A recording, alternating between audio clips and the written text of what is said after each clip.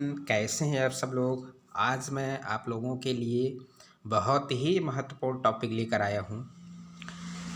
जो सीटेट की प्रिपरेशन कर रहे हैं उनके लिए बहुत ही अच्छा सा टॉपिक लेकर आया हूँ। जो क्या है वह सीटेट 2018 का क्वेश्चन पेपर लेकर आया हूँ, सॉल्व करवाऊँगा।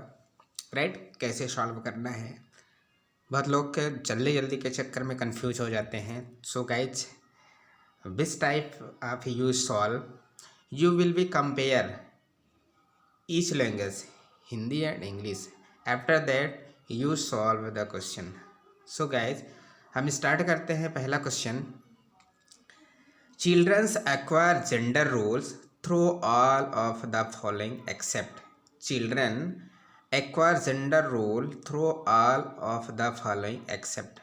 क्वेश्चन को स्टडी करिए, अच्छे से स्टडी करिए, डीपली स्टडी करिए, समझिए पहले क्वेश्चन क्या पूछने जा रहा है। राइट, यदि आपको क्वेश्चन समझ में आ गया तो जो भी आंसर है, जो भी ऑप्शन दिया है वो बहुत ही इजीली समझ में आ जाएगा। राइट, हिंदी में क्या बोल रहा है, बच्चे को छोड़कर अन्य सभी के द्वारा लिंग भूमिकाएं ग्रहण करते हैं। बच्चे को छोड़कर अन्य सभी के द्वारा लिंग भूमिकाएं ग्रहण करते हैं।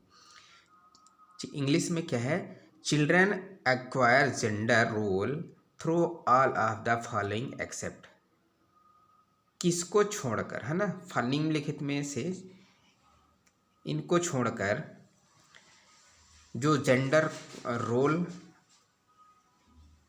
करता है, तो अपन इसमें सोशलाइजेशन को देखते हैं, कल्चर देखते हैं, ट्यूटेरियम है, मीडिया है ना। वन बाय वन करके हम इनको समझा देते हैं तो आपको पता चल जाएगा इसका आंसर क्या होना चाहिए। राइट, सामाजिकरण, ये क्या है, सोशलाइजेशन। सामाजिकरण मीन्स होता है समाजीकरण के माध्यम से बच्चा सीखता है कि पुरुषों को क्या करना चाहिए, क्या नहीं करना चाहिए। राइट, पुरुषों को काम करना चाहिए। राइट, महिलाओं को क्या करना चाहिए, महिलाओं को घर की काम काज करना चाहिए, अन्य जिम्मेदारियां भी होती हैं। राइट, तो इससे क्या होता है, जेंडर आइडेंटिफाई हो रहा है ना। नेक्स्ट है क्या, संस्कृति। संस्कृति भी यह एक बहुत ही महत्वपूर्ण है जो कि जेंडर को प्रभावित करता है। राइट, संस्कृति, हमने ये सामाजिकरण बताया। संस्कृति में क्या होता है कि जैसे किसी व्यक्ति की शिक्षा, कौशल, मतलब कल्चरल जो एक्टिविटी होती है, जो सांस्कृतिक कार्यक्रम होता है, कई लोगों पार्टिसिपेट करते हैं। किसी का कौशल बहुत अच्छा रहता है, किसी का सोच अच्छा रहता है, कोई अच्छे से भाषा का यूज करते हैं, किसी की भावनाएं अच्छा लगता है ना। इस प्रकार से ये भी क्या, जेंडर को शो करता है ना, जेंडर की भूमिका दिखाता है। राइट, नेक्स्ट क्या है, ट्यूशन। ट्यूशन क्या होता है, ट्यूशन में जो होता है, जैसे अपन ट्यूशन जाते हैं, एक कक्ष में बैठते हैं अपन, है ना, तो हम इन चीज़ों से दूर रहते हैं, है ना, कि हमारा क्या मेल फीमेल ये सब आइडेंटिफाई नहीं करते। इन सारी जो व्यवधान है इनसे हम मुक्त रहते हैं। राइट ना, जो व्याकुलता है, ऐसे वातावरण का जो प्रभाव है ट्यूशन वाले बच्चों पर नहीं पड़ता। बच्चा सिर्फ सीखने पर ध्यान केंद्रित करते हैं। बच्चा किस पर ध्यान केंद्रित करते हैं, सिर्फ सीखने पर। राइट, फोर्थ नंबर में चलते हैं अपन, मीडिया। मीडिया को क्या होता है, मीडिया तो ये बहुत ही ज़्यादा प्रभावित करता है लैंगिक भूमिका को। क्यों, क्योंकि यह जब कोई लड़की या लड़का किसी को अपने रोल मॉडल बनाता है या आदर्श व्यक्ति मानता है, तो जो भी आदर्श व्यक्ति जो कुछ भी करेगा, जो कुछ भी एक्टिविटीज करेंगे, है ना, वो उसका अनुसरण करेगा, है ना, उनसे सीखेगा। फॉर एग्जांपल, यदि हम टीवी में विज्ञापन देखते हैं, ऐड देखते हैं, है ना, तो उसके बारे में हम सोचते हैं, देखते हैं उसका पहनावा कैसा है, उसका एक्टिंग कैसा है ना, उसकी जीवन शैली कैसी है, उसको हम अपनाने लगते हैं। तो क्या है, ये है लिंग को भी भूमिका निर्धारण करता है। तो इसमें आप लोगों का करेक्ट आंसर क्या होगा, इसमें करेक्ट ऑप्शन होगा ट्यूशन। राइट, ट्यूटरिंग, सोशलाइजेशन, है ना, सोशलाइजेशन नहीं हो सकता। कल्चरल हमने बताया, है ना, मीडिया के द्वारा भी डिपेंड और of the gender roles depending, culture is a gender role depending, socialization is a gender role depending, but tuition it is not depending on gender roles, guys. So in this type you solve the question. Next, question number second. One of the critiques of standardized test has been that मानकीकृत परीक्षणों की आलोचना में से एक यह है कि उनकी भाषा को समझना परीक्षण बड़ी आबादी पर लागू नहीं किए जा सकते, वे बच्चे की क्षमता की स्पष्ट तस्वीर नहीं देते, वे मुख्य रूप से मुख्य धारा की संस्कृति का प्रतिनिधित्व करते हैं और इसलिए पक्षपाती हैं। In English, once of the critics of the standard test has been that their language is difficult to understand. The test cannot be administered on large population. They do not give a clear picture of a child's ability. Fourth number is they represent largely the mainstream culture and are therefore based. So guys, firstly you identify what do you mean of standardized, है ना, मानकीकृत test, what do you mean of standardized test. तो इसको पहले आप समझिए, है ना, फिर इसकी आलोचना।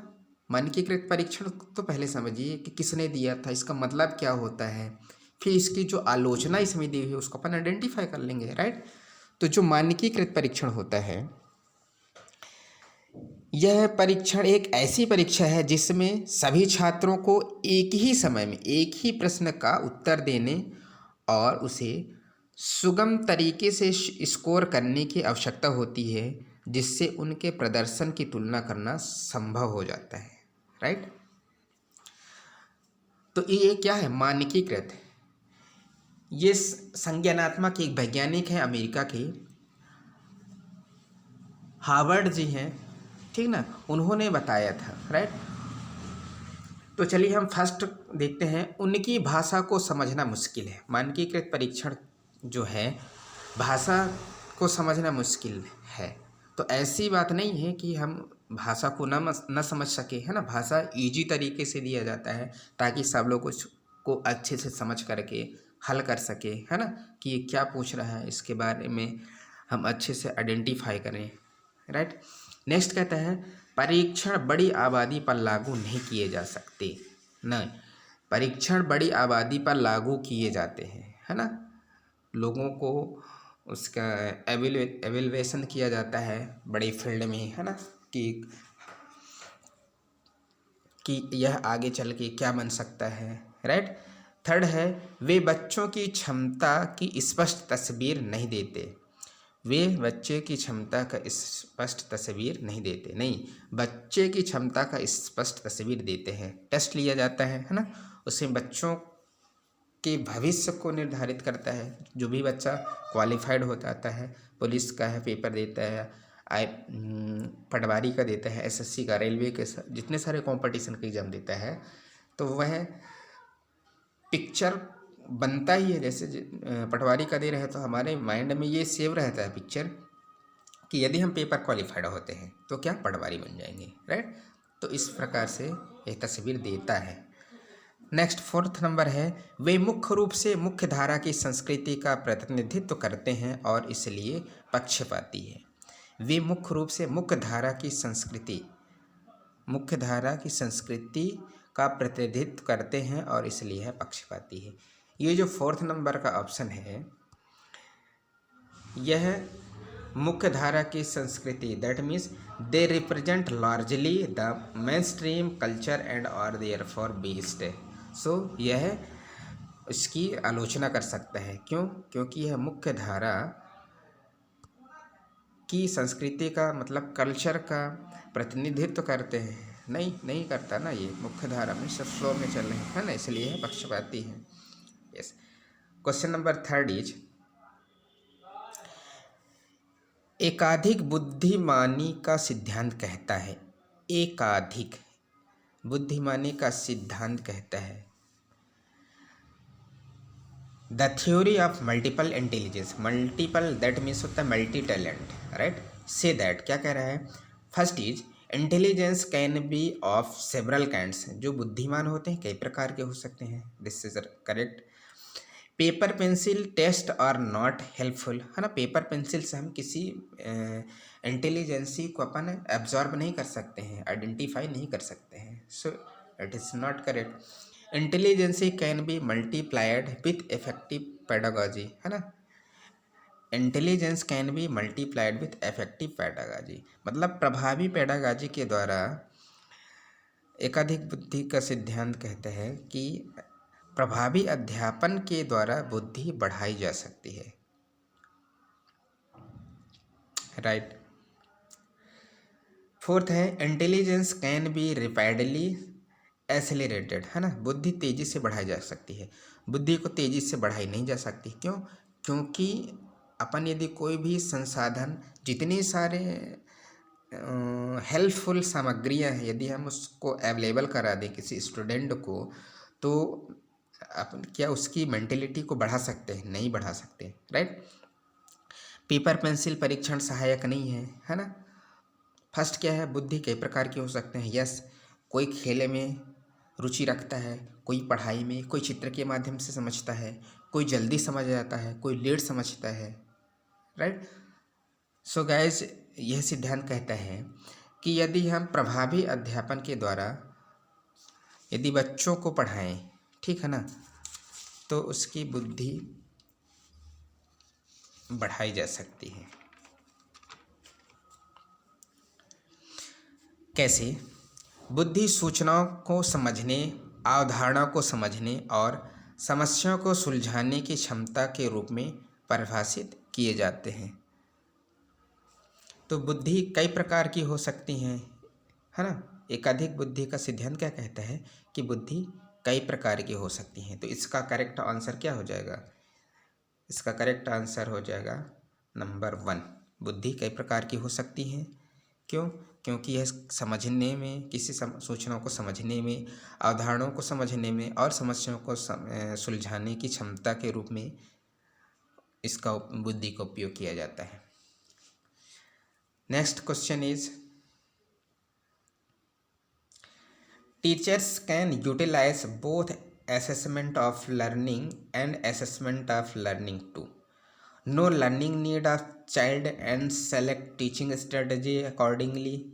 Second is, assess child performance at periodic interval and certify his her performance. Monitors children's progress and set appropriate goals to fill their learning gap. Know children's progress and achievement level. In Hindi, शिक्षक सीखने के लिए मूल्यांकन और सीखने के मूल्यांकन दोनों का उपयोग कर सकता है।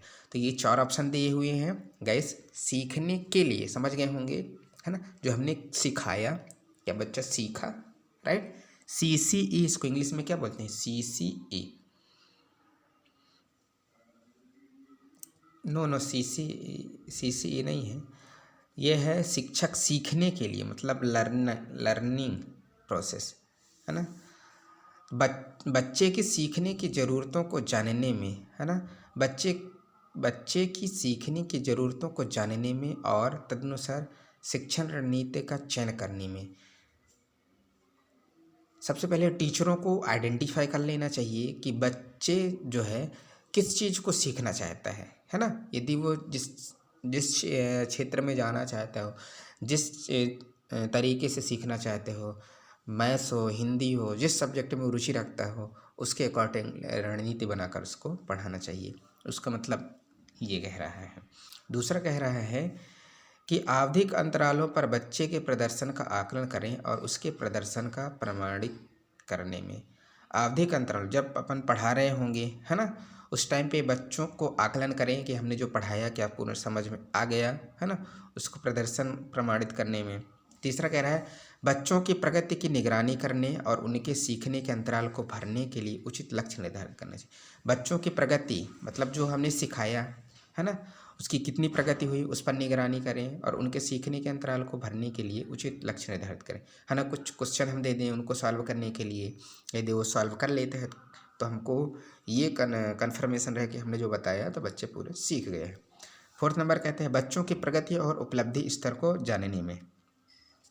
बच्चों की प्रगति और उपलब्धि स्तर को जानने में, तो बच्चों की प्रगति और उपलब्धि जो हमने पढ़ाया, जो हमने बताया, जिस तरीके से हमने बताया, जिस स्ट्रेटजी का उपयोग करके हमने सिखाया, ठीक, उसने कितना सीखा, राइट, बच्चा कितना सीखा, किस लेवल तक सीखा, ठीक।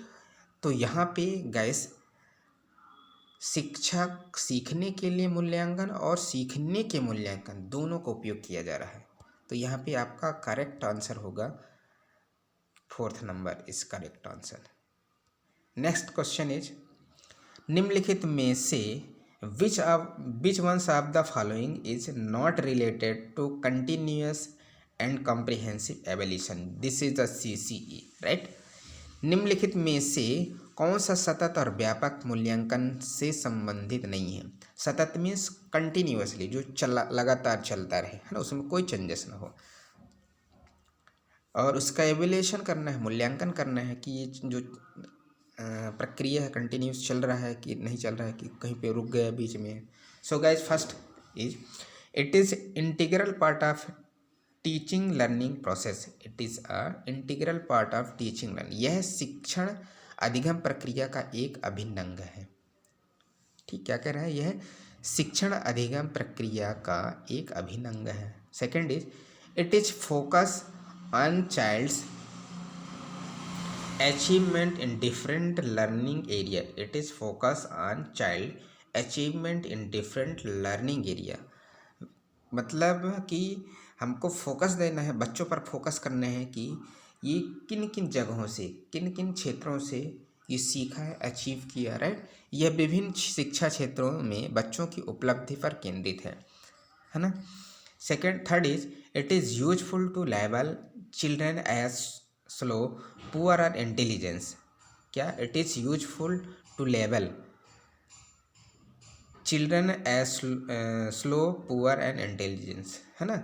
सो गाइस ये थर्ड नंबर क्या कहता है कि इट इज़ यूजफुल, सो ये it is not useful, why, because जो बच्चा अभी पुअर है, राइट, यदि हम उसको अच्छा स्ट्रेटेजी के द्वारा उसकी रुचि के आधार पर यदि उसको पढ़ाया जाए तो वह इम्प्रूव कर लेगा अपनी लेवल पर, है ना। तो उसका नॉलेज बढ़ सकता है ना। जो धीमा है वो तेज हो सकता है, जिनकी खराबी है वो सुधार सकता है ना। So guys it is not follow it, है ना। Fourth number is it has been mandated by the right to education act of India, so it is correct, इसे भारत की शिक्षा के अधिकार अधिनियम द्वारा अनिवार्य किया गया है ना। इसे भारत के शिक्षा अधिनियम के अधिकार द्वारा अनिवार्य किया गया। So question number fifth correct है, suitable answer is third gas.